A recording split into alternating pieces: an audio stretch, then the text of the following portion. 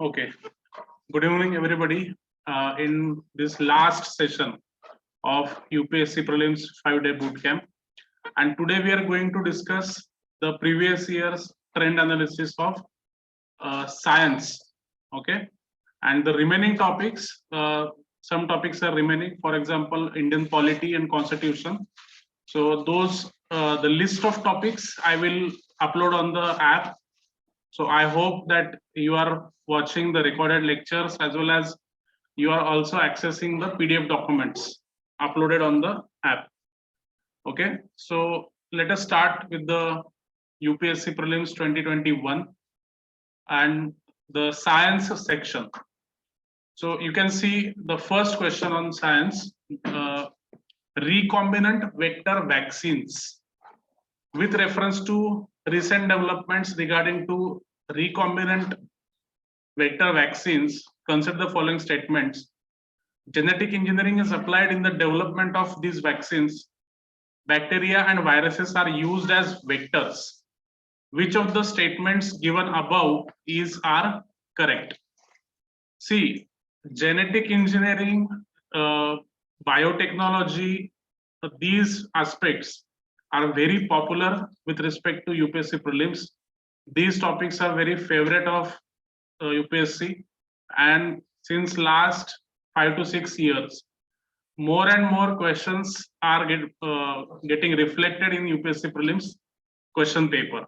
Okay, and in that aspect, everything that is related to genetic engineering, genetics, genetic engineering, okay, gene therapy, then cloning, stem cell technology.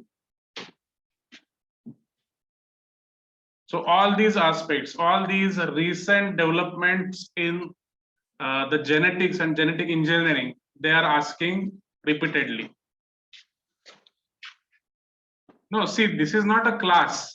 I am just showing you the trend analysis and the list of topics. अभी तो आपको समझ में आ गया है कि how the trend analysis is done. So I will be sending you, I will be forwarding you the list of topics related to polity and governance. Okay, and see, and polity and governance is basically a cliche topic. So it is very repetitive and boring. So I will just forward you the topics and you just prepare according to those topics.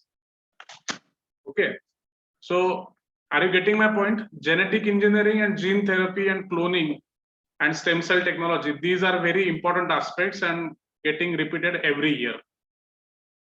और इसमें भी ये चीज आपको देखनी पड़ेगी कि where they are focusing. जितनी भी नई टेक्नोलॉजीज है, जितने भी नए डेवलपमेंट्स है जेनेटिक्स के बारे में, and those are related to improvement of human body, improvement of human living, और जितने भी जेनेटिक डिसऑर्डर्स है, जितने भी ह्यूमन बॉडी के लिमिटेशंस है, उनको दूर करने के लिए जितना भी रिसर्च आज जेनेटिक इंजीनियरिंग में हो रहा है, बायोटेक्नोलॉजी में हो रहा है, उस एस्पेक्ट पे वो फोकस कर रहे हैं. Okay, so if you observe this question with reference to recent development regarding to recombinant vector vaccines, ये रिकॉम्बिनेंट वेक्टर वैक्सीन्स क्या है इसके बारे में पूछा है. First statement is genetic engineering is applied in the development of this vaccine. So obviously recombinant vector vaccine, जब ये वर्ड आता है रिकॉम्बिनेंट, तो रिकॉम्बिनेंट डीएनए टेक्नोलॉजी, ये भी एक बहुत पॉपुलर थीम है यूपीएससी प्रीलिम्स में. Recombinant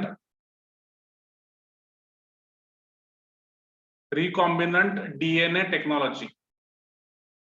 So this is very popular theme in UPSC prelims, or even in UPSC mains as well. They are asking repetitive questions on these aspects. So जब भी ये word आता है recombinant, vector, so आपको समझ लेना है कि ये बायोटेक्नोलॉजी से रिलेटेड टॉपिक है. ठीक है, और इसमें ये बोला है कि bacteria and viruses are used as vectors. Vector का मतलब क्या है, पहली बात तो आपको समझ लेना पड़ेगा। What is vector? What is vector? Vector का मतलब ये होता है कि सी, आपको सबको पता है कि there is a cell. Cell is a basic unit of life, and in every cell there is a nucleus. ठीक है, और न्यूक्लियस में क्या होता है? जेनेटिक मटेरियल होता है, डीएनए होता है. ठीक है, DNA of a human being. ठीक है, और डीएनए क्या है? It is genetic information about the life. Okay, और डीएनए का स्ट्रक्चर क्या होता है ये भी आपको पता है कि this type of double helical structure is there. ठीक है, और वेक्टर क्या होता है कि फॉर एग्जांपल कोई भी न्यू ट्रेट या न्यू फीचर आपको इस नए ह्यूमन बीइंग में ऐड करना है. न्यू फीचर, तो new feature, every feature in human body is associated with your DNA. DNA sequence, मेरी हाइट कितनी होगी, मेरा स्किन कलर क्या होगा, मेरा हेयर कलर क्या होगा, मेरा आईज का कलर क्या होगा. All these features are dependent upon the genetic sequence I have in my DNA. Okay, and if you want to add a new feature in a new human body or a new baby, so उसके लिए आपको एक separate, एक नया DNA का जो structure है, एक नया जो डीएनए है वो आपको उस बेबी के बॉडी में या फिर उस न्यूबॉर्न बेबी के बॉडी सेल्स में आपको इंट्रोड्यूस करना पड़ेगा. ठीक है, for example if you want your baby to be a sport person, if you want your baby to be a sport person, तो स्पोर्ट्स पर्सन का जो क्वालिटी होता है, एंड्योरेंस होता है या फिजिकल स्टैमिना होता है. फिजिकल स्टैमिना के लिए फॉर एग्जांपल एक नया जेनेटिक एक सीक्वेंस है, एक नया डीएनए है, और ये नया डीएनए आपने ढूंढ के लाया है, और ये नया डीएनए आपको अपकमिंग आपका जो जो भी न्यूबॉर्न बेबी होगा उसमें आपको इंट्रोड्यूस करना है. So to introduce this new feature with the help of new DNA, you require a vector. ठीक है, you require a vector, और वेक्टर के टाइप्स होते हैं. ठीक है, वेक्टर के टाइप्स होते हैं, and most popularly used vector is a virus. एक वायरस स्ट्रैंड होता है, वायरस को ही एक वेक्टर के तौर पर यूज किया जाता है. One more popular thing is plasmid. Plasmid is used as a vector. और एक होता है कॉस्मिड. ठीक है, ये सारे वेक्टर के टाइप्स हैं. ठीक है, उसके साथ साथ एक होता है गोल्ड पार्टिकल. गोल्ड पार्टिकल को भी वेक्टर के तौर पर यूज किया जाता है. ठीक है, बट क्वेश्चन में क्या पूछा है? क्वेश्चन में पूछा है बैक्टीरिया. तो bacteria is not used as a vector. ठीक है, तो इसका आंसर हो जाएगा वन ओनली. तो आपको हमेशा ये ध्यान में रखना है कि बैक्टीरिया, वायरस, फंजाई, ठीक है, इन पे आपको क्वेश्चन पूछे जाएंगे. और डीएनए, जीन्स और इनसे रिलेटेड कोई भी नई टेक्नोलॉजी है जिसपे न्यूज़पेपर में चर्चा हो रही है, उस पे आपको एटलीस्ट कम से कम एक सवाल आपको हर साल पूछा जाएगा. ठीक है, और आपको पढ़ना इसलिए है क्योंकि मेंस में भी बायोटेक्नोलॉजी पे क्वेश्चन पूछे जाते हैं. Okay, so are you getting my point? समझ में आ रहा है सब?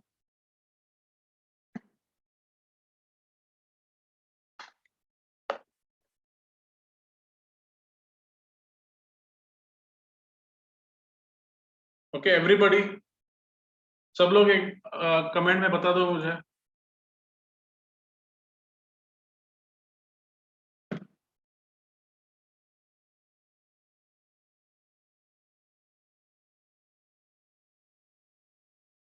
Okay, very good. Okay, and one more point I want to add here, the biotechnology and the questions related to biotechnology, these are also reflected in state services. And if you specifically talk about Maharashtra state services, MPSC, So in MPSC mains, many questions are asked on biotechnology, and same questions are reflected there as well. Okay, so ये जो पढ़ाई है आपको दोनों exam में आपको काम आएगी. Next, in the context of hereditary diseases, consider the following statements. Passing on mitochondrial diseases from parent to child can be prevented by mitochondrial replacement theory, either before or after in vitro fertilization of egg. And a child inherits mitochondrial diseases entirely from mother and not from father. अभी देखिए इसमें ये जो theme है ये बहुत ही common and repetitive theme है, inheritance and laws of inheritance, Mendelian inheritance, जो भी मेंडेलियन थ्योरी है उस पे इसके पहले भी क्वेश्चन पूछे गए हैं, और इनहेरिटेंस उसके बाद उसके टाइप्स, उसका पूरा मतलब जितना भी थ्योरी है इनहेरिटेंस का, और हेरिडिटरी डिसीजेस एंड बायोटेक्नोलॉजी, ये इंपॉर्टेंट थीम चल रहा है पिछले कुछ सालों से, बिकॉज इसके पहले भी क्वेश्चन आ चुका है. Cannot say the year, but I think 2016 prelims, UPSC prelims 2016, इसमें पूछा था कि बायोटेक्नोलॉजी का एप्लीकेशन क्या है, और उसमें से एक स्टेटमेंट था कि it can cure all hereditary diseases. ठीक है, सो क्या हेरिडिटरी डिसीजेस को क्योर कर सकता है बायोटेक्नोलॉजी? इस टाइप के सवाल इसके पहले भी पूछे गए हैं, और ये क्वेश्चन स्पेसिफिक यूपीएससी प्रीलिम्स 2021 में पूछा गया है कि mitochondrial diseases. So what is mitochondrial disease? सबसे पहले तो ये समझ लेते हैं, क्योंकि ये एक ऐसा एरिया है कि शायद सबको ये समझ में ना आए, इसलिए मैं इसको थोड़ा सा डीप में समझा रहा हूं. What is mitochondria? आपको अगर पता होगा कि ह्यूमन बॉडी का जो सेल होता है, सेल में न्यूक्लियस होता है, and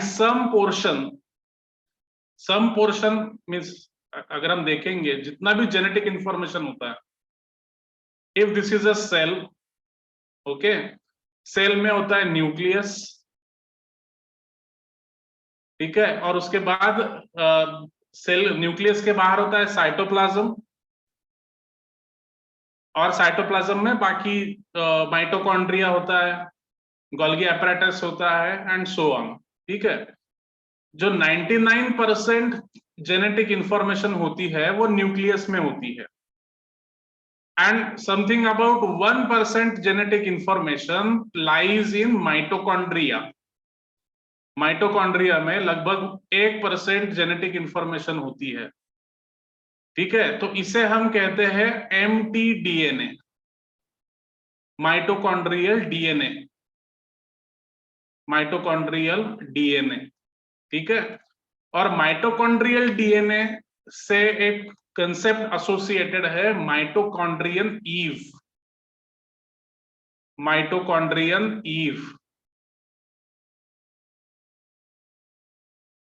so what is mitochondrion Eve? Mitochondrion Eve का मतलब है कि आपको पता होगा कि एडम एंड ईव ये सबसे पहले ह्यूमन बीइंग्स थे अर्थ पे. ऐसा कहा जाता है, ऐसी थ्योरी है कि सबसे पहले जो male and female human beings थे अर्थ पे वो एडम एंड ईव थे, and there are some features of Eve. ये जो ईव है, जो पहली महिला मानी जाती है, इसका जो माइटोकॉन्ड्रिया था, उसके माइटोकॉन्ड्रियन डीएनए के कुछ फीचर्स आज भी ह्यूमन जो जनरेशंस है उसमें आपको दिखाई दे सकते हैं. There are some features which are continuously getting transferred from generations to generations from the primary human being, और वो थी फीमेल ह्यूमन बीइंग. तो माइटोकॉन्ड्रियल डीएनए जो कमिंग जनरेशंस है उनमें एज इट इज रिफ्लेक्ट होता है. ठीक है, और अगर इस माइटोकॉन्ड्रियल डीएनए में कुछ गड़बड़ हो जाती है, कुछ चेंजेस हो जाते हैं या म्यूटेशन हो जाते हैं, तो इससे जो भी डिसीज होगा तो वो भी मदर टू बेबीज ट्रांसफर होगा. ठीक है, तो इसमें स्पेसिफिकली आपको देखना पड़ेगा, समझना पड़ेगा कि जो भी माइटोकॉन्ड्रियल इनहेरिटेंस है या माइटोकॉन्ड्रियल डिसीजेस है, a child inherits mitochondrial diseases entirely from mother and not from father. ठीक है, सो इसमें सेकंड स्टेटमेंट करेक्ट आ जाता है and first statement is it is also, wait क्या बोला है,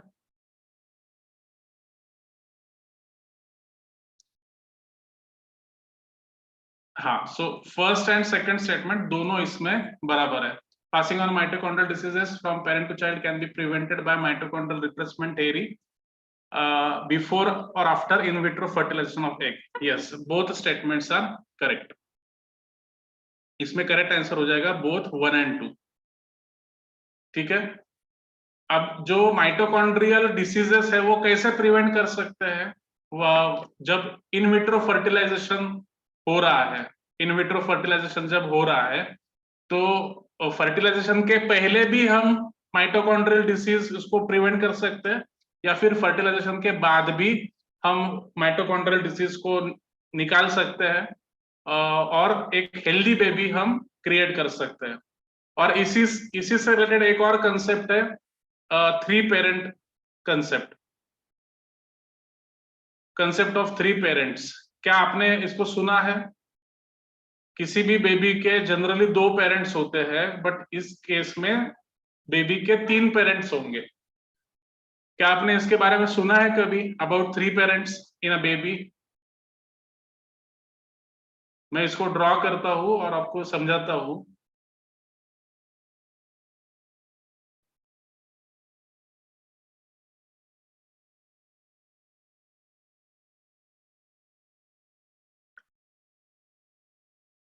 No, surrogacy is yet a different concept. Surrogacy different concept. Surrogacy में भी 2 ही पेरेंट होते हैं, बट इसमें क्या हो रहा है कि आपको पता होगा कि female gamete, female ovum and mail sperm जब फर्टिलाइज होते हैं तो फर्टिलाइजेशन होता है और क्या बनता है, बताइए? एम्ब्रियो बनता है या जायगोट बनता है, बताइए? फर्स्ट स्टेप क्या होता है, एम्ब्रियो या फिर जायगोट, बताइए? Female gamete and male gamete जब फर्टिलाइज होते हैं तो सबसे पहला स्टेप क्या होता है,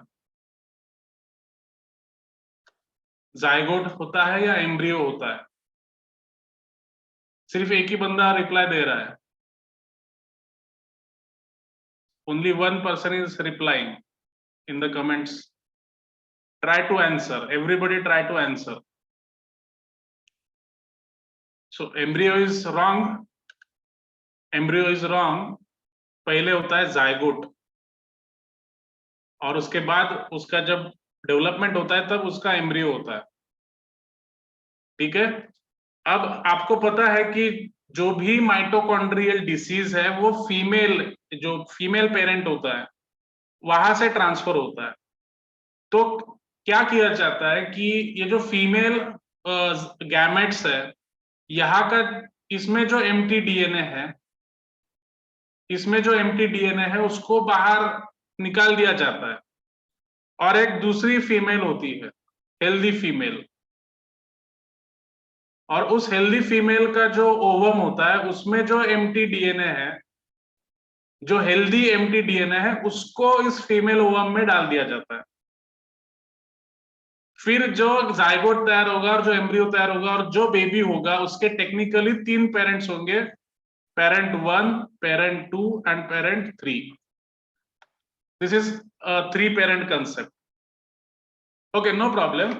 you trying to answer is very important.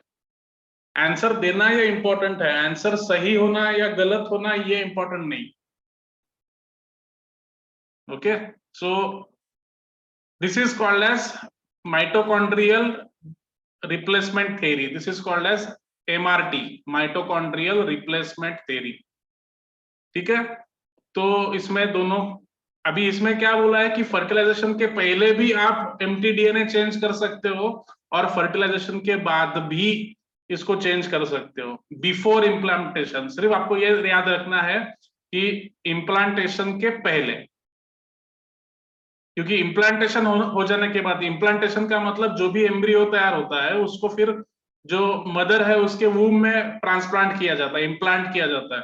तो इम्प्लांटेशन से पहले आपको ये कर देना है, ठीक है। So this is called as mitochondrial replacement therapy.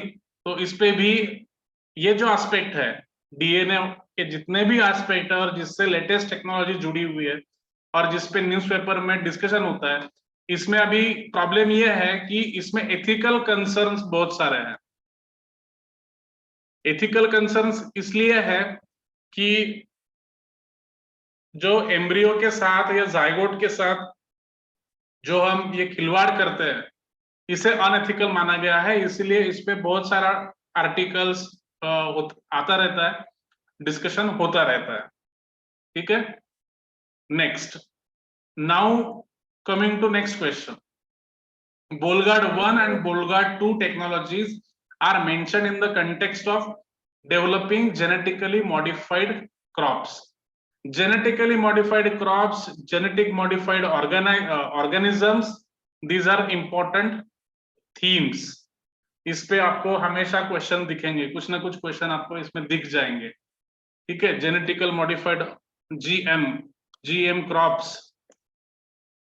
Crops या फिर जीएम ऑर्गन्स या ऑर्गेनिजम्स या फिर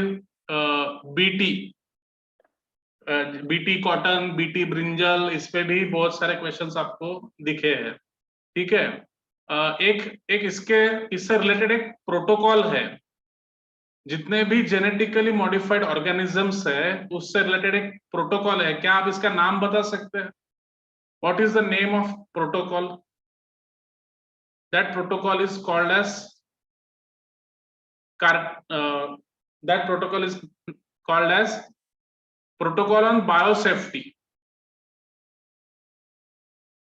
Protocol on biosafety, और इस प्रोटोकॉल का नाम है कार्टागेना प्रोटोकॉल ऑन बायोसेफ्टी, ठीक है। ये जो बायोसेफ्टी प्रोटोकॉल है ये कन्वेंशन ऑन बायोडायवर्सिटी का प्रोटोकॉल है। जो इंटरनेशनल कन्वेंशंस होते हैं उनको इम्प्लीमेंट करने के लिए उनके अलग अलग एस्पेक्ट्स को लेकर अलग अलग प्रोटोकॉल डिजाइन किए जाते हैं, और ये स्पेसिफिक प्रोटोकॉल बायोसेफ्टी से रिलेटेड है, जिसे हम कार्टागेना प्रोटोकॉल कहते हैं, क्योंकि इसे कार्टागेना में साइन किया गया था। और इसमें ये बोला गया है कि जो भी जेनेटिकली मॉडिफाइड ऑर्गेनिजम्स है या जेनेटिकली मॉडिफाइड स्पेशीज है, अगर ये नेचुरल एनवायरनमेंट में चली जाती है, नेचुरल एनवायरनमेंट में अगर ये मिक्स हो जाती है, तो इससे नेचुरल एनवायरनमेंट का जो बैलेंस है वो डिस्टर्ब हो सकता है। आपने वो मूवी देखा है क्या, अवतार? कितने लोगों ने ये मूवी देखा है अवतार? ऑस्कर विनिंग मूवी है, देखा है आप लोगों ने अवतार? यार मूवी वगैरह देखते नहीं है क्या आप? अच्छा, एक दो लोगों ने देखी है, थोड़ा थोड़ा देखा है, ओके। कुछ लोगों ने देखी है, वेरी गुड, ओके। सो अवतार में जो दिखाया है कि उसमें ह्यूमन बॉडी के जो जीन्स है उनको इस प्रकार से मॉडिफाई किया जाता है ताकि वो स्ट्रॉन्ग और उनका जो परफॉर्मेंस है, फिजिकल स्टैमिना है, वो इंप्रूव हो जाए, ठीक है। बट कभी कभी ऐसा होता है कि अगर गलती से अगर ये जेनेटिकली मॉडिफाइड ऑर्गेनिज्म अगर नेचुरल एनवायरनमेंट में मिक्स हो जाता है, तो इसके लिए ये हैवॉक ला सकता है। और आप सबने इसका एग्जांपल देखा है, COVID-19 is a best example of this biosafety issue, ठीक है। कि कुछ भी ऐसा रिसर्च आप अगर कर रहे हो तो जेनेटिकल मॉडिफाइड ऑर्गेनिज्म बनाना और जेनेटिकली मॉडिफाइड स्पेशीज को बनाना, इसके लिए कुछ रिस्ट्रिक्शंस लाए गए हैं अंडर दिस प्रोटोकॉल। और आपको जो भी रिसर्च करना है वो बायोसेफ्टी लैब्स में करना है, बायोसेफ्टी लैब। और इंटरनेशनल लेवल पे जो बायोसेफ्टी का लेवल होता है, ऐसा होता है biosafety level 1, biosafety level 2, biosafety level 3 and biosafety level 4। जो बायोसेफ्टी लेवल 4 वाली जो लैब होती है वो सबसे सिक्योर्ड मानी जाती है, ठीक है, कि ताकि जो भी इसमें रिसर्च हो, जो भी माइक्रो ऑर्गेनिजम्स इसमें डेवलप होंगे वो नेचुरल एनवायरनमेंट में नहीं जा सकते। There are so many procedures to be followed while doing this kind of research. तो इन लाइंस पर जो भी डेवलपमेंट हो रहा है उसको आपको माइन्यूटली ट्रैक करना पड़ेगा। उस पे प्रीलिम्स में भी क्वेश्चन आएगा, मेंस में भी क्वेश्चन आएगा, ठीक है। और जनरल साइंस बोला है आपको, तो जनरल साइंस में भी क्वेश्चन आएंगे और टेक्नोलॉजी से रिलेटेड भी क्वेश्चन आएंगे आपको। So these kind of basic questions कि प्रेशर कुकर में जो टेम्परेचर होता है वो किन चीजों पे डिपेंड होता है, तो सिर्फ 1 and 2 only, area of the hole in the lead and temperature of the flame, इस पर ही वो डिपेंड होगा, वेट ऑफ द लीड पे वो डिपेंड नहीं होगा, ठीक है। कुछ लोगों को लगता है कि वेट ऑफ लीड का मतलब जो डेड वेट रखा जाता है या सीटी लगाई जाती है प्रेशर कुकर, उसके बारे में बात हो रही है, बट नहीं, ये जो वेट ऑफ लीड है वो सीटी के बारे में बात नहीं हो रही है, लीड के बारे में बात हो रही है। So this is wrong. तो ये बेसिक जनरल साइंस वाला क्वेश्चन है क्लास 6 से लेके क्लास 10 तक। उसके बाद बैक्टीरिया, वायरस, फंजाई, जितने भी माइक्रो ऑर्गेनिजम्स है, यूपीएससी बहुत प्यार करता है इन माइक्रो ऑर्गेनिजम्स के ऊपर, और हमेशा आपको कुछ ना कुछ सवाल इनके फीचर्स के बारे में आपको पूछा जाएगा, ठीक है। बैक्टीरिया के फीचर्स, बैक्टीरिया के लिविंग कंडीशंस, बैक्टीरिया के टाइप्स, बैक्टीरियल डिसीजेस, एंटीबैक्टीरियल जो ड्रग्स है, एंटीबैक्टीरियल ड्रग्स, एंटीबैक्टीरियल रेजिस्टेंस, ये जितने भी चीजें हैं बेसिक साइंस से लेकर जो करंट मेडिकल टेक्नोलॉजी में रिसर्च हो रहा है उस पे आपको सवाल पूछा जाएगा, ठीक है। समझ में आ रहा है? थम्स अप करके बता दीजिए एक बार।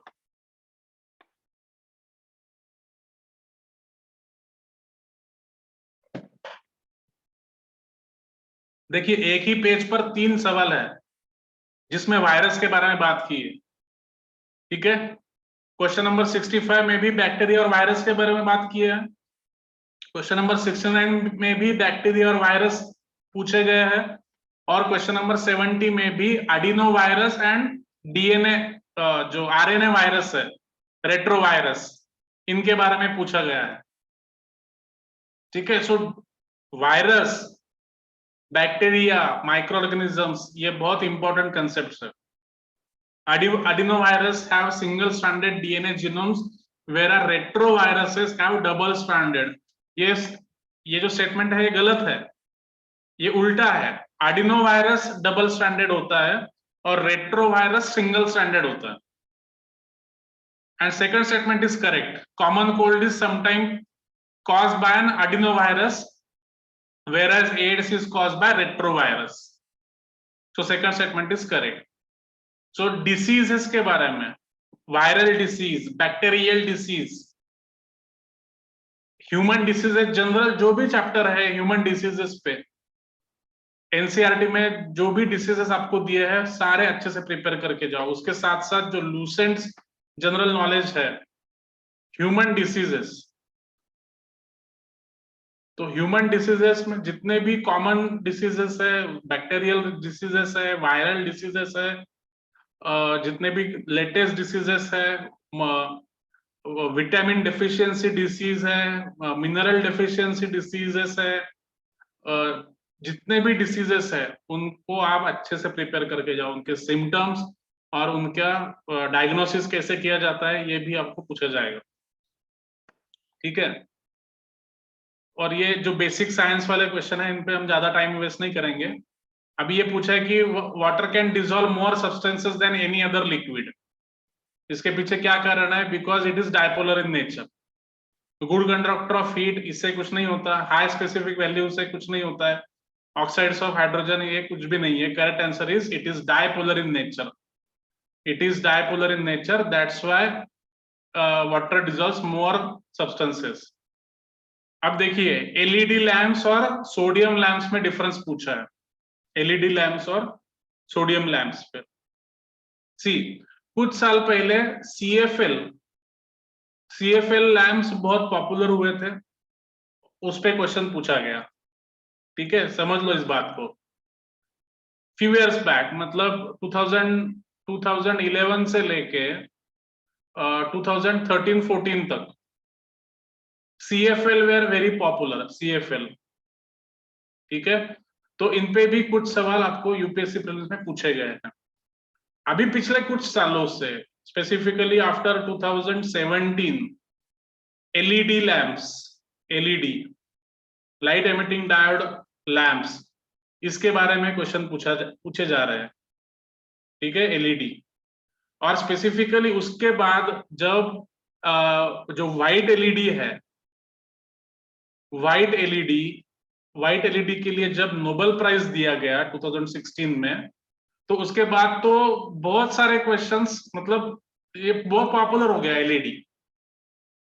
जब व्हाइट एलईडी से पहले ग्रीन, ब्लू और रेड, ऐसे 3 एलईडी का यूज करके व्हाइट लाइट प्रोड्यूस किया जाता था। बट व्हाइट एलईडी जो इन्वेंशन है उसके लिए नोबेल प्राइज दिया गया, तो उसके बाद तो एलईडी का जो यूसेज है वो ग्लोबली बहुत बढ़ गया। और अभी तो गवर्नमेंट खुद व्हाइट एलईडी, मतलब एलईडीज को प्रमोट कर रही है, फ्री एलईडीज का डिस्ट्रीब्यूशन हो रहा है विलेजेस में। तो इसीलिए एलईडीज के ऊपर क्वेश्चन पूछ लिया कि जो नॉर्मल सोडियम लैंप्स है और एलईडी लैंप्स में क्या डिफरेंस है। ठीक है, तो ये बेसिक ऑब्जर्वेशन के ऊपर बेसिक क्वेश्चन है। सोडियम लैंप्स 360 डिग्री में लाइट स्कैटर कर सकते हैं, बट एलईडी लैंप ये एक स्पेसिफिक डायरेक्शन में लाइट प्रोड्यूस करते हैं।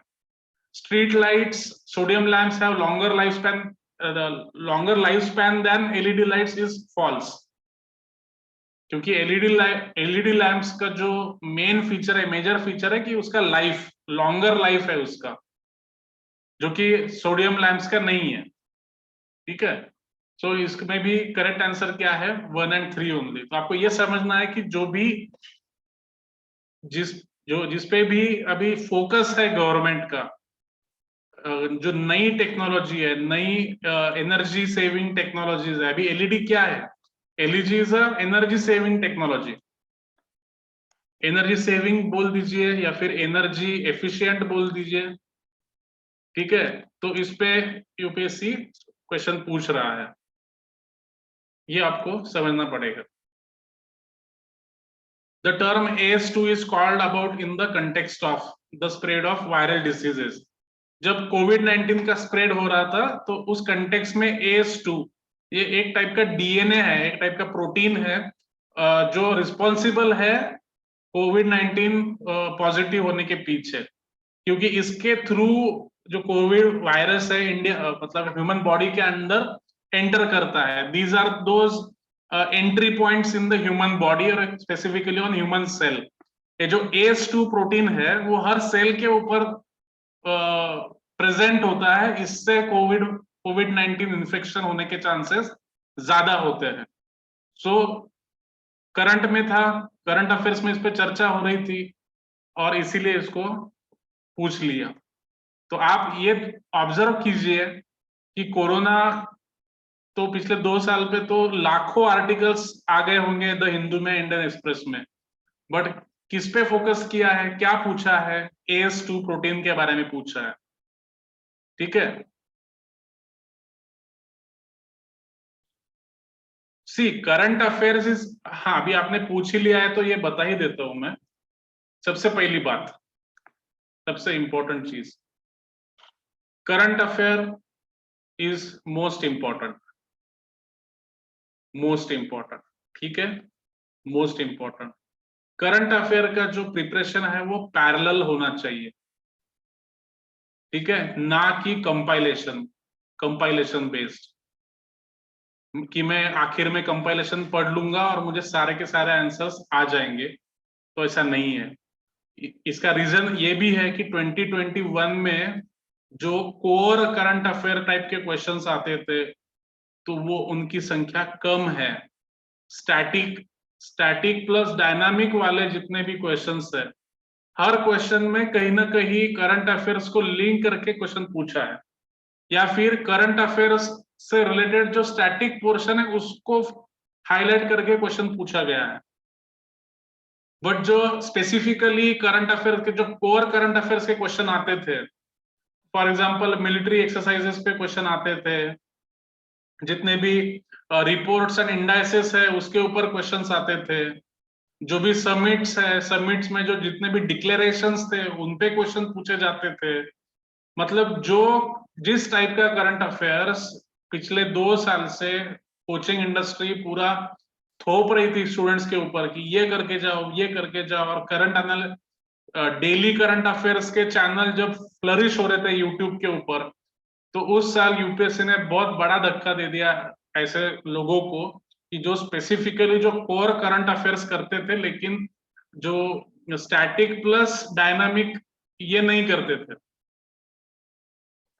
स्टूडेंट्स को क्या आदत थी आज तक कि साल भर करंट अफेयर्स नहीं देखना है, और जैसे एग्जाम पास आ जाती है तो करंट अफेयर्स के कंपाइलेशन फॉलो करेंगे, या फिर किसी फेवरेट टीचर का जो यूट्यूब लाइव है डेली करंट अफेयर्स का, पूरा साल भर जो अभी उस टीचर ने साल भर पढ़ाया है, एवरी डे उसने वीडियो डाला है, और ये सारे वीडियोस आप एक ही दिन, मतलब एक ही कंटिन्यूशन में आप देख लोगे और आपको ऐसा लगेगा कि सारा करंट अफेयर्स मुझे आ जाएगा। ऐसा नहीं है, आपको रोज थोड़ा थोड़ा करंट अफेयर्स पढ़ना है, और उसके साथ साथ आपको स्टैटिक के साथ उसको लिंक करवाना है।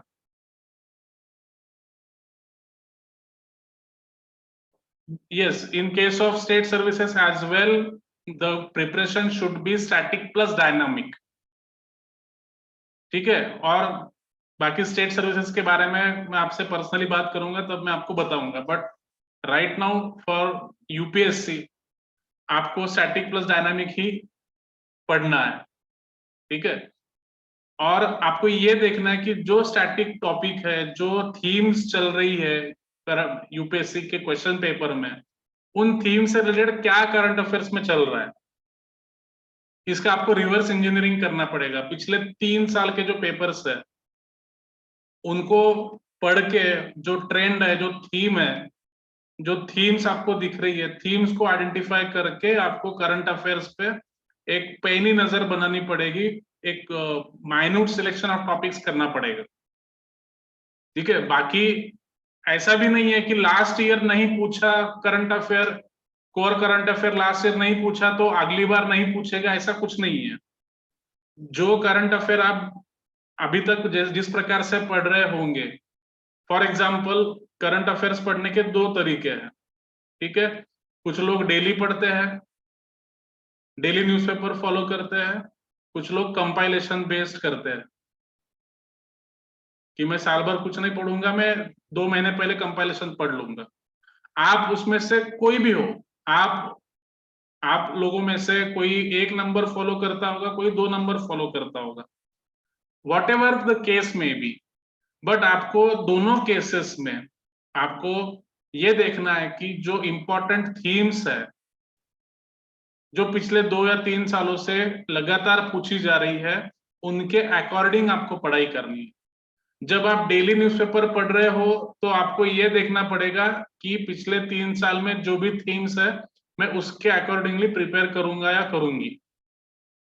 और जो कंपाइलेशन बेस्ड पढ़ाई कर रहे हैं उनको ये करना पड़ेगा कि कंपाइलेशन को पेज बाय पेज ना पढ़ते हुए जो इंपॉर्टेंट थीम्स है हर सब्जेक्ट में जो इंपॉर्टेंट थीम्स है, मैंने आपको बता दिया कि इकोनॉमिक्स में कौन सी थीम चल रही है, ज्योग्राफी एनवायरनमेंट में कौन सी थीम चल रही है, हिस्ट्री में, कल्चर में कौन सी थीम चल रही है। आज साइंस के बारे में आपको बता रहा हूँ, इंडियन पॉलिटी एंड गवर्नेंस के बारे में आपको नोट्स देने वाला हूँ। तो आपको ये ध्यान में रखना है कि भाई क्या थीम, किस पे फोकस कर रहा है यूपीएससी पिछले 3 सालों से, और उसके अकॉर्डिंग फिर आपको प्रिपेयर करना है। ऐसा नहीं है कि पूरा कंपाइलेशन आप लोगे, इतना बड़ा वो कंपाइलेशन हो जाता है और फिर पेज बाय पेज पढ़ ही रहे हो, समझ में कुछ आ नहीं रहा है, और रिटेंशन कुछ भी नहीं है, आप सिर्फ आगे आगे पढ़ते जा रहे हो, उससे नहीं फायदा होगा आपको। आपको एक प्रॉपर स्ट्रैटेजी बनानी पड़ेगी करंट अफेयर्स के लिए। ओके, सो आई होप आपको कुछ मतलब आपकी जो क्वेरी है उसका आंसर मिल गया होगा आपको। Yes, cost benefit is low. आपको देखिए धीरे धीरे आपको, आप अगर करते हो रेगुलरली, थोड़ा थोड़ा करते हो, slow but steady wins the race. आप एवरीडे करंट अफेयर्स फॉलो करोगे डेली 1 आवर, तो आफ्टर द ईयर एंड, मतलब बिफोर द एग्जाम्स 1 और 2 मंथ बिफोर द एग्जाम, आपको कोई लोड नहीं रहेगा, आपको कोई टेंशन नहीं रहेगा कि यार पूरे 1 साल का करंट अफेयर बाकी है। बट अगर आप साल भर सिर्फ जीएस पढ़ोगे और आखिर के 2 महीनों में करंट अफेयर्स के कंपाइलेशन पे डिपेंड रहोगे, तो obviously it is a wrong strategy. आपको ऊपर बर्डन भी हो जाएगा, और करंट अफेयर में क्या चल रहा है आपने पूरा मतलब इग्नोर कर दिया होगा। तो इसीलिए ये गुड स्ट्रेटेजी नहीं है। इसके आगे आपको ये ध्यान में रखना है कि डेली न्यूज़पेपर आपको पढ़ना है। अभी तक आपने जो भी स्ट्रेटेजी फॉलो की हो, that is okay, that is good, but इसके आगे आपको ये याद रखना है कि डेली करंट जो न्यूज़पेपर्स है, एटलीस्ट एक न्यूज़पेपर आप पढ़िए, कम से कम एक न्यूज़पेपर, बट डेली पढ़िए। और फिर आपको अगर लगता है सेटिस्फेक्शन के लिए कि हाँ मैंने साल भर तो न्यूज़पेपर पढ़ा है, बट आखिरी समय में I am not sure, I am not confident about my current affairs preparation, then you can go for a compilation. Okay, but you can use a compilation only after you have studied every day, you have prepared current affairs every day, तब आपको compilation काम में आएगा, otherwise नहीं आएगा काम में। क्योंकि whenever you go for compilation and whenever you open compilation without reading current affairs regularly, तो आपको हर चीज नई लगेगी, हर चीज आपको लगेगा अरे ये तो मैंने पढ़ा ही नहीं, ये तो मुझे पता ही नहीं, अरे ये क्या है, ये तो बहुत नया कुछ दिख रहा है। सो इस केस में आप कंफ्यूज होते जाओगे, आपको हर चीज इंपॉर्टेंट लगेगी और हर चीज के पीछे भागोगे, बट आपका टॉपिक कवर नहीं होगा। ठीक है, सो आई होप कि मैंने आपका जो क्वेरी है रजित का, तो वो क्लियर कर दिया है। और इसके बाद भी अगर कोई डाउट है तो हम पर्सनली बात करेंगे, तो मुझे पूछ लेना, ठीक है।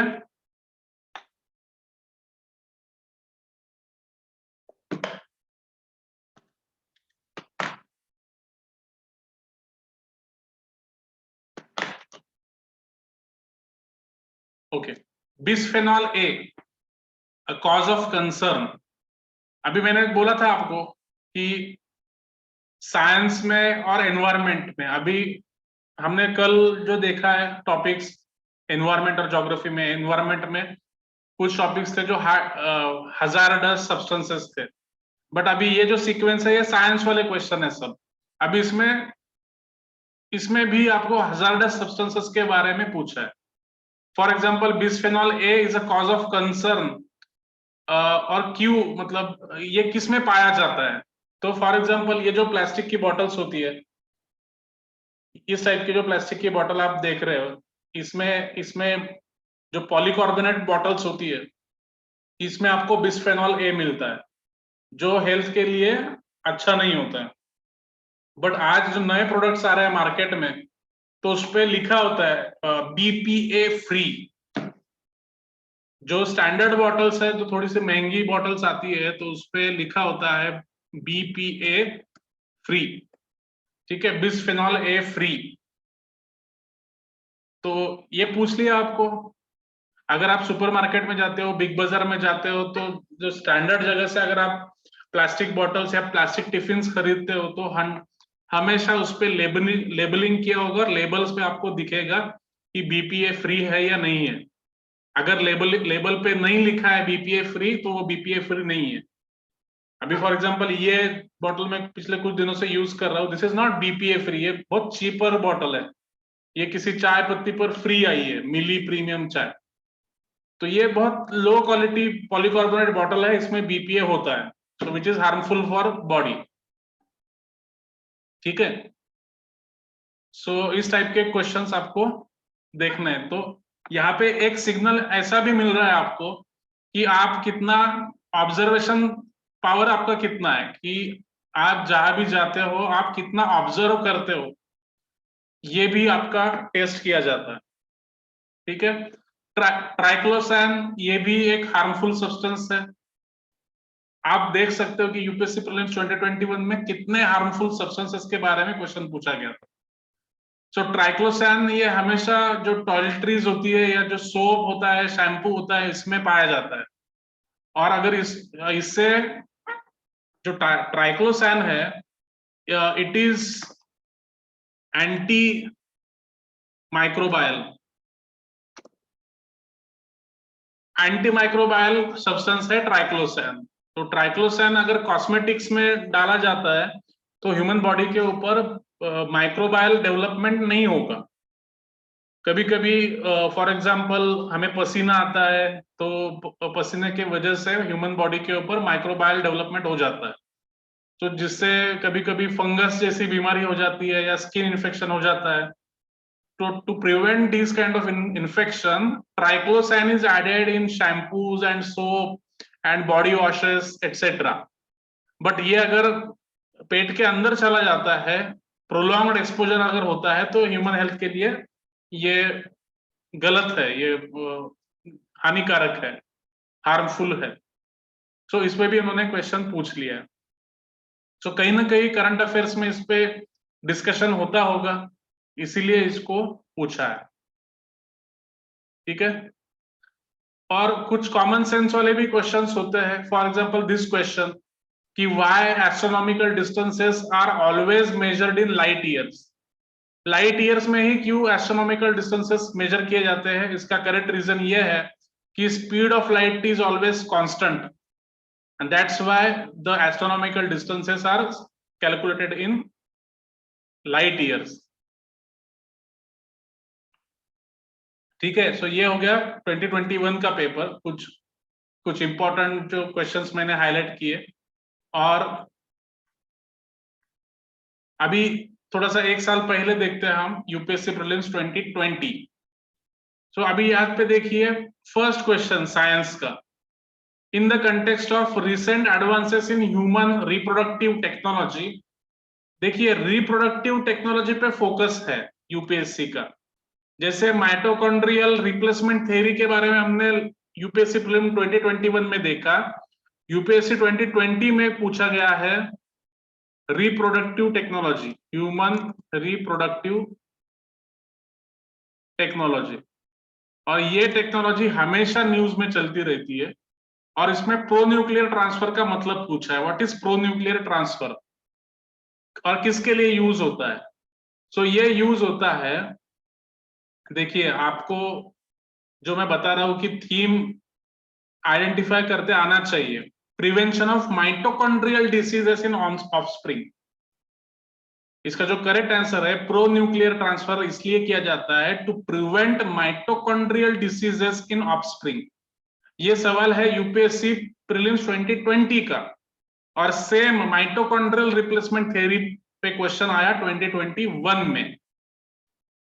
So this is one more question जो आपको प्रूफ करता है कि किस प्रकार से थीम्स रिपीट की जाती है, किस प्रकार से क्वेश्चंस रिपीट किए जाते हैं। समझ में आ रही है बात आपको? कहा गया वो क्वेश्चन? Wait, everybody understood? हाँ, ये माइटोकॉन्ड्रियल रिप्लेसमेंट थ्योरी के ऊपर ये क्वेश्चन पूछा गया था 2021 में।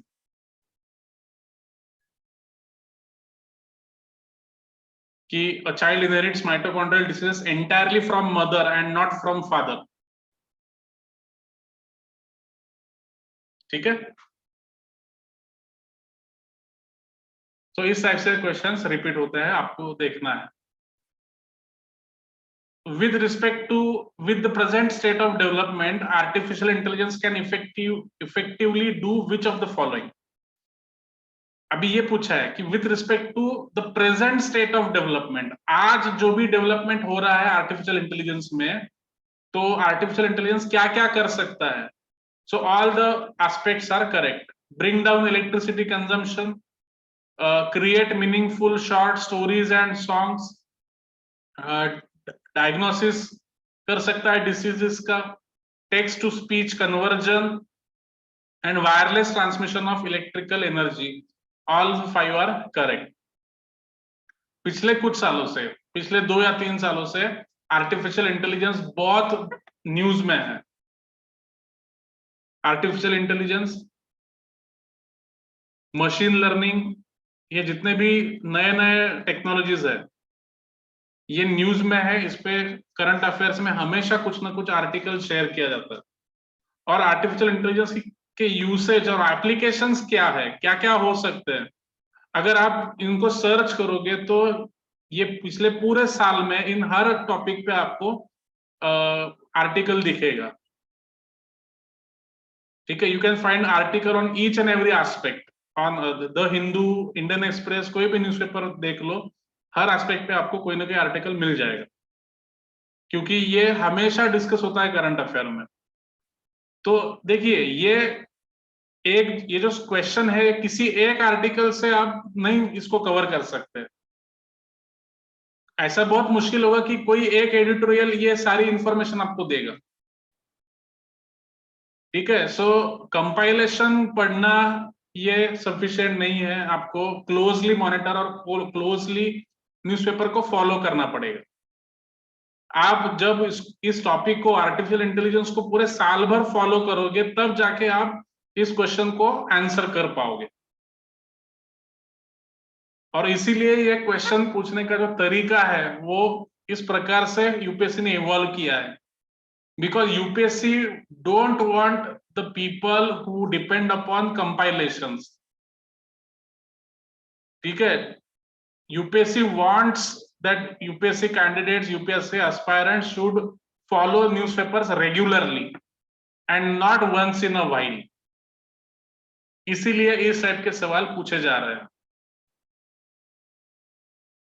Yes, because if you know about DP Agrawal, DP Agrawal was UPSC chairman, and one thing was most popular about him कि मतलब ये ऐसा कहा जाता है कि डीपी अग्रवाल का भूत करोल बाग में घूमता है। The students and UPSC fraternity used to discuss this कि डीपी अग्रवाल का भूत करोल बाग में और ओल्ड राजेंद्र नगर में घूमता है, और जितने भी बड़े बड़े कोचिंग इंस्टीट्यूट्स है उनकी नोट्स को पढ़ता है, और उसमें से एक भी क्वेश्चन यूपीएससी प्रीलिम में नहीं आता है। ओके, एंड रिटायर होने के बाद when DP Agarwal retired from the UPSC chairman post, Delhi में उसका एक सेमिनार हुआ था, और उस सेमिनार में उससे क्वेश्चन पूछा गया, इंटरव्यू में क्वेश्चन पूछा गया कि what do you expect from UPSC aspirants, what UPSC commission expects from the aspirants. So DP Agarwal का आंसर था कि we prefer and we want UPSC aspirants to read at least 4 types of newspapers. We want you to follow at least 4 newspapers at a time. Okay, और आपको 4 अलग अलग प्रकार के opinions आपको डेवलप करने की टेक्निक आनी चाहिए। And this was a statement किसी ऐरे गहरे ने या किसी क्लास के ओनर ने नहीं दिया है। This statement was the retired chairperson of UPSC DP Agarwal sir. ठीक है, सो यू शुड फॉलो। तो और मैं तो आपको बोल ही नहीं रहा हूं कि 4 न्यूज़पेपर पढ़िए, मैं तो आपको बोल ही नहीं रहा हूं कि 4 न्यूज़पेपर पढ़िए, एक ही न्यूज़पेपर पढ़िए, कम से कम एक न्यूज़पेपर पढ़िए, बट साल भर पढ़िए। अभी तक नहीं पढ़ा है तो ठीक है, आपको मेंस में काम आ जाएगा, बट पढ़िए। बिकॉज ऐसा नहीं है कि यूपीएससी प्रीलिम्स क्लियर कर लिया तो उसके बाद करंट अफेयर का कोई काम नहीं है। जब तक आप यूपीएससी इंटरव्यू को नहीं जाते, जिस दिन आपका यूपीएससी इंटरव्यू है उस दिन का भी न्यूज़पेपर आपको पढ़ना है, क्योंकि उस न्यूज़पेपर में से भी आपको क्वेश्चन पूछे जा सकते हैं। ठीक है, उसके बाद जो नया थीम है, वन मोर theme, visible light communication.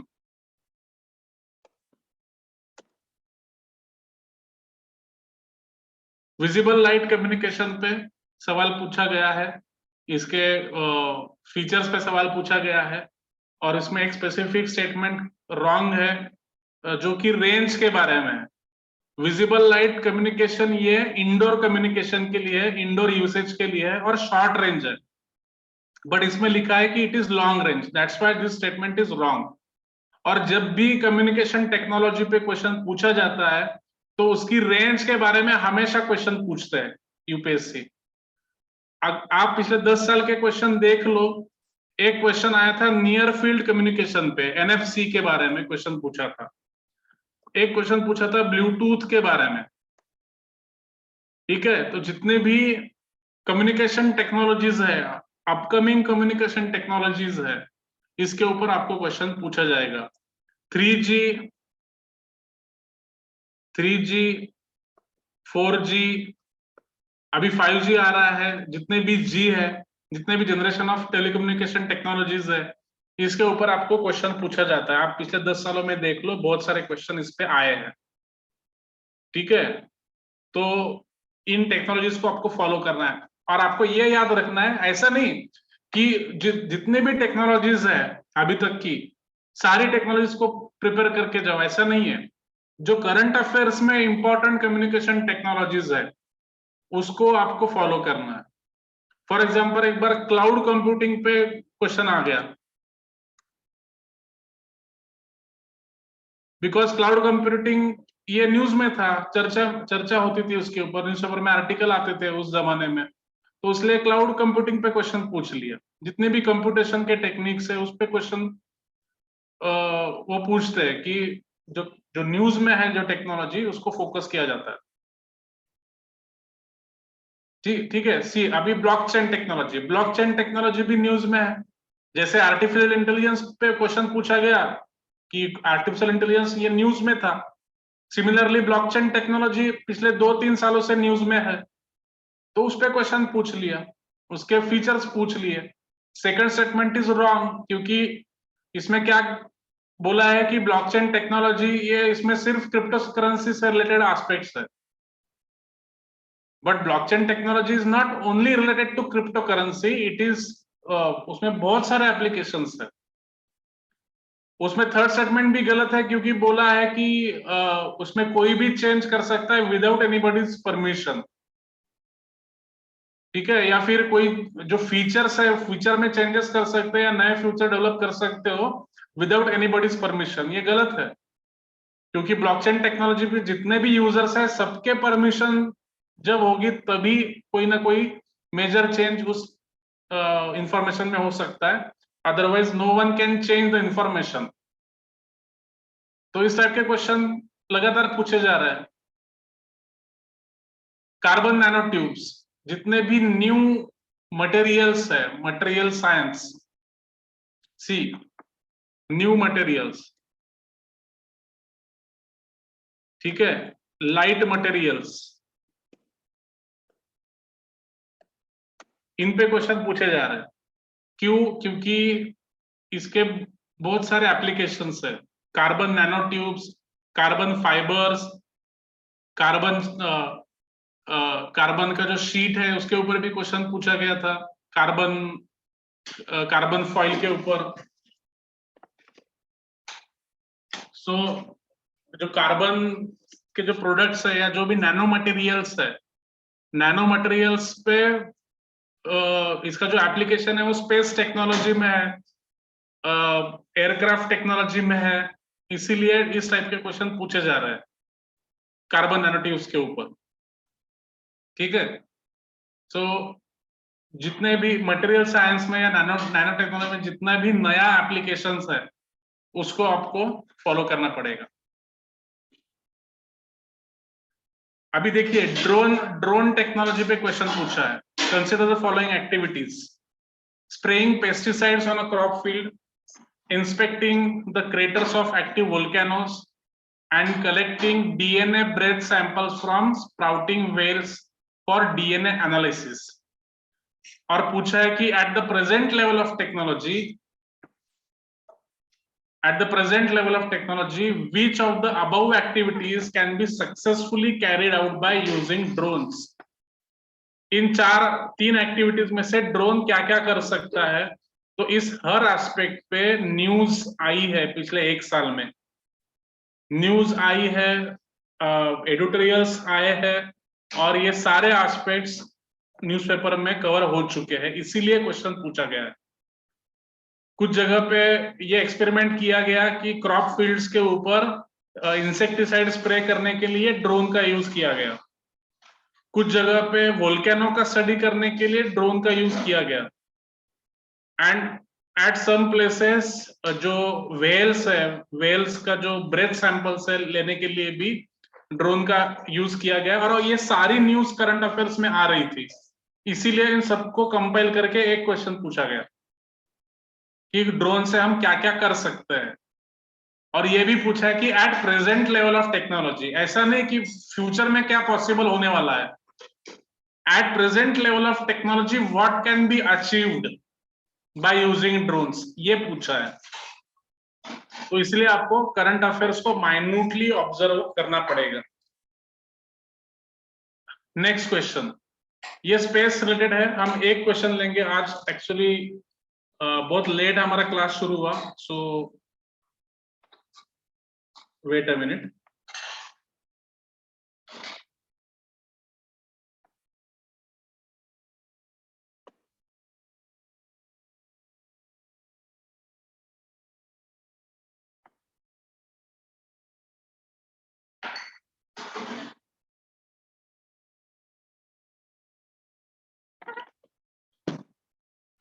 Okay, space experiment के बारे में क्वेश्चन पूछा है कि इसमें 3 स्पेसक्राफ्ट यूज किए जाएंगे और इक्विलैटरल ट्रायंगल शेप में ये तीनों स्पेसक्राफ्ट स्पेस में जाएंगे, और हर साइड का जो लेंथ होगा वो 1 मिलियन किलोमीटर होगा।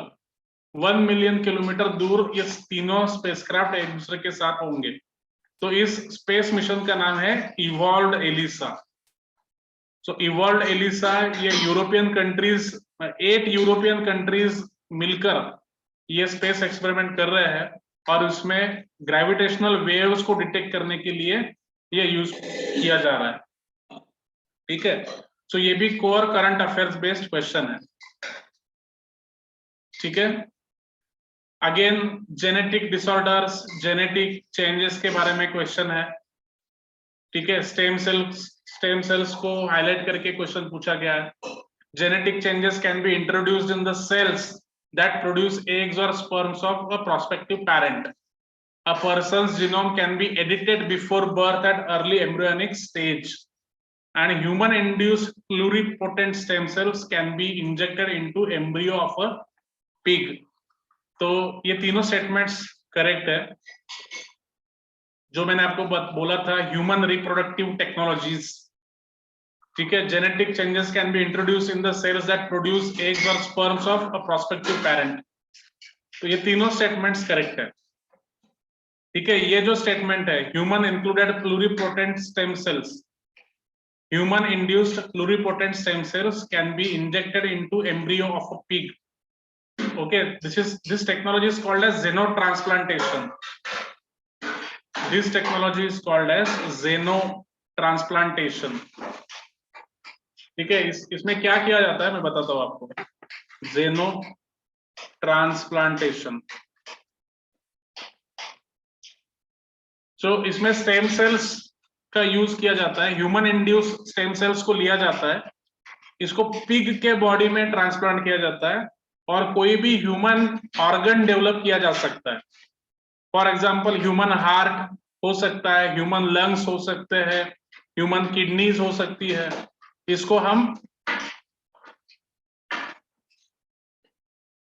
पिग के बॉडी में डेवलप कर सकते हैं। So all the 3 statements are correct. Okay, so बाकी आप देख लीजिएगा, ऑलमोस्ट हमने सारे क्वेश्चंस देख लिए हैं। तो आज हमें थोड़ा सा यहाँ पे रुकना पड़ेगा।